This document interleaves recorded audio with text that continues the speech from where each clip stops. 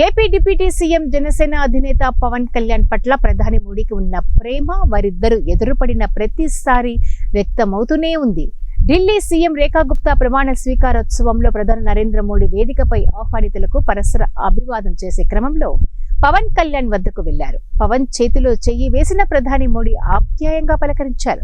పవన్ ఎలా ఉన్నావు అని, తను ధరించిన దీక్షామాల ఏ దేవుడి మాల అని ప్రధాని మోడీ ఆసక్తిగా అడిగారు. అంతేకాక హిమాలయాలకు వెళ్లే ఆలోచన ఉందా, అందుకు ఇంకా సమయం ఉంది, ముందుగా పనిపైన దృష్టి సారించండి అని నవ్వుతూ చెప్పారు.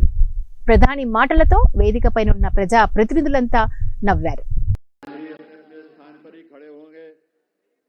क्योंकि कुछ ही पलों में राष्ट्रगान भी होगा, इसलिए आप सभी अपने अपने स्थान पर ही खड़े रहेंगे।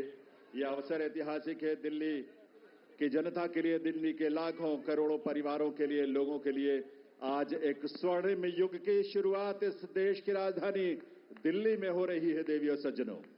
और इस अवसर पर जबकि शपथ ग्रहण समारोह आरंभ होने वाला है, इस देश के यशस्वी